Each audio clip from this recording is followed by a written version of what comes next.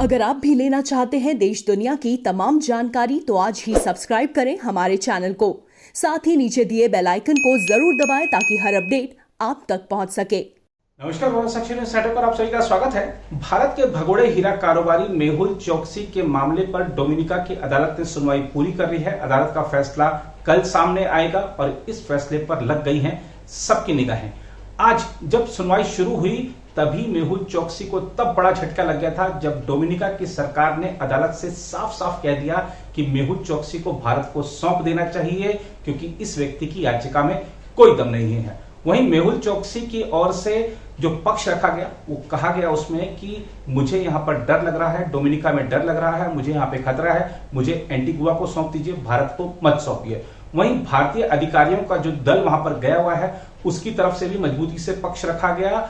क्या क्या आज हुआ अदालत में, इसके बारे में आपको विस्तार से जानकारी देंगे। साथ ही बात करेंगे मेहुल चोकसी की पत्नी की जिसने विक्टिम कार्ड खेला है। क्या कहा है मेहुल चोकसी की पत्नी ने, ये भी आपको बताएंगे। साथ ही बात करेंगे भारत में कोरोना वैक्सीन का जो टीकाकरण का जो अभियान चल रहा है उसको लेकर हो रही राजनीति की और इस मुद्दे पर अदालत की ओर से केंद्र सरकार से मांगे गए स्पष्टीकरण की। हम आपको बता दें कि उच्चतम न्यायालय ने स्वतः संज्ञान लिए गए मामले में केंद्र सरकार को निर्देश दिया है कि कोरोना टीकाकरण पर आपकी रणनीति क्या है, कौन कौन से टीके कब खरीदे गए, कितने खरीदे गए, कब कब ऑर्डर दिए गए, ये सारी जानकारी आप उनको दीजिए। इसके अलावा बात करेंगे सेनाध्यक्ष जनरल एमएम नरवणे की जो 2 दिवसीय जम्मू कश्मीर दौरे पर है। आपको बता दें कि भारत और पाकिस्तान के बीच जो संघर्ष विराम समझौता हुआ था उसके 100 दिन पूरे हो गए हैं, इसलिए जो सेनाध्यक्ष हैं उनका जम्मू कश्मीर का दौरा महत्वपूर्ण हो जाता है। इस पर भी आपको सारा अपडेट देंगे, लेकिन सबसे पहले बात करते हैं भगोड़े हीरा कारोबारी मेहुल चोकसी की। पंजाब नेशनल बैंक से 13,500 करोड़ रुपए का घोटाला कर विदेश भागे मेहुल चोकसी को डोमिनिका की अदालत में सुनवाई के समय ही तब बड़ा झटका लग गया था जब वहां की सरकार ने साफ कह दिया कि मेहुल चोकसी को भारत को सौंप देना चाहिए क्योंकि आरोपी की याचिका सुनवाई के योग्य नहीं है। मेहुल चोकसी ने अपने बचाव के लिए डोमिनिका के कई बड़े वकीलों को तो बुलाया ही था, साथ ही ब्रिटेन से भी 2 बड़े वकील बुलाए गए थे जो कि चोकसी का पक्ष मजबूती के साथ डोमिनिका की अदालत में रख रहे थे। तो दूसरी ओर भारत की ओर से सीबीआई और ईडी के अधिकारी पूरे दस्तावेजों के साथ अदालत में मौजूद थे।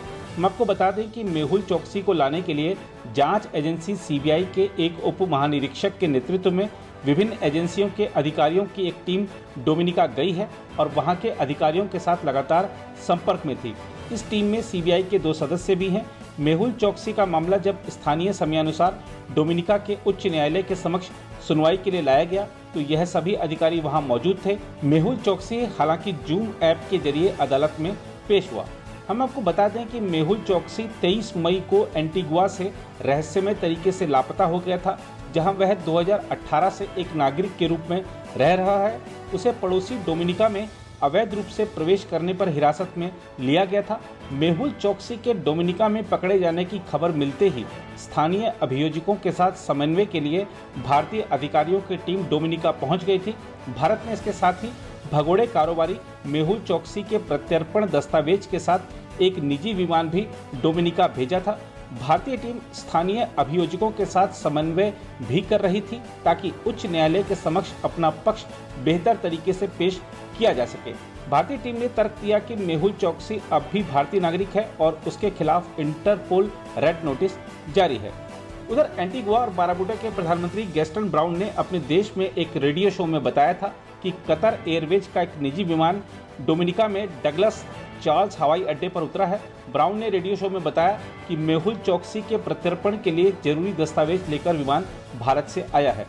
इस बीच मेहुल की पत्नी प्रीति चोकसी ने न्यूज एजेंसी एएनआई से कहा कि मेरे पति को स्वास्थ्य संबंधी कई समस्याएं हैं। उन्होंने कहा कि मेहुल एंटीगुआ का नागरिक हैं और उन्हें बारबुडा के संविधान के तहत सभी अधिकार और सुरक्षा का लाभ लेने का हक है।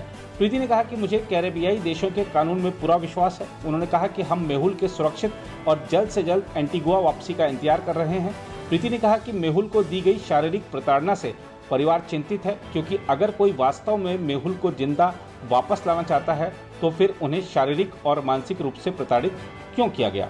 उल्लेखनीय है कि मेहुल चोकसी और उसके भांजे नीरव मोदी ने पंजाब नेशनल बैंक से 13,500 करोड़ रुपए की धनराशि का कथित तौर पर गबन किया। नीरव मोदी लंदन की एक जेल में बंद है और वह भारत प्रत्यर्पित किए जाने के खिलाफ मुकदमा लड़ रहा है। मेहुल चोकसी ने 2017 में एंटीगुआ एंड बारबुडा की नागरिकता ली थी और जनवरी 2018 के पहले हफ्ते में भारत से भाग गया था। इसके बाद ही यह घोटाला सामने आया था। दोनों ही मामा भांजे सीबीआई जांच का सामना कर रहे हैं। उधर उच्चतम न्यायालय ने केंद्र से कहा है कि कोविड-19 टीकाकरण नीति से जुड़ी अपनी सोच को दर्शाने वाले सभी प्रासंगिक दस्तावेज और फाइल नोटिंग रिकॉर्ड पर रखे तथा कोवैक्सीन, कोविशील्ड और स्पुतनिक वी समेत सभी टीकों की आज तक की खरीद का ब्यौरा पेश करे। न्यायमूर्ति डीवाई चंद्रचूड़, न्यायमूर्ति एलन राव और न्यायमूर्ति एस रविंद्र भट्ट की विशेष पीठ ने कहा, केंद्र सरकार अपना हलफनामा दाखिल करते समय यह भी सुनिश्चित करे कि टीकाकरण नीति पर उसकी सोच को दर्शाने वाले सभी प्रासंगिक दस्तावेज तथा फाइल नोटिंग की प्रतियां टीकाकरण नीति के साथ संलग्न हो। न्यायालय की वेबसाइट पर डाले गए 31 मई के आदेश में पीठ ने कहा है, हम केंद्र सरकार को 2 सप्ताह में हलफनामा दाखिल करने का निर्देश देते हैं। पीठ ने केंद्र से यह सुनिश्चित करने को कहा कि आदेश में प्रत्येक मुद्दे पर अलग अलग जवाब दिया जाए।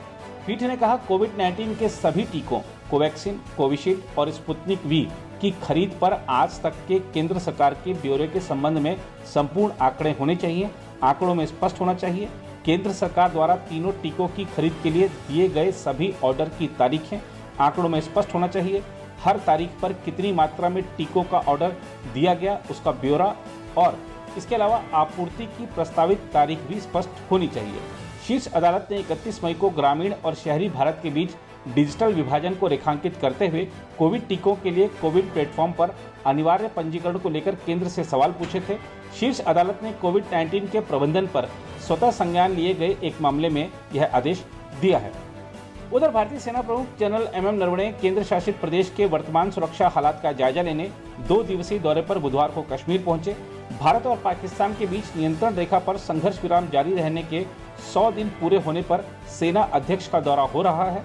सेना के एक अधिकारी ने बताया कि श्रीनगर पहुंचने के बाद जनरल नरवणे ने सेना की उत्तरी कमान के commander lieutenant general YK Joshi और Chinar corps commander lieutenant general DP Pande के साथ आंतरिक इलाकों की इकाइयों का दौरा किया, जहां पर स्थानीय कमांडरों ने सुरक्षा की वर्तमान स्थिति के बारे में सेना प्रमुख को अवगत कराया।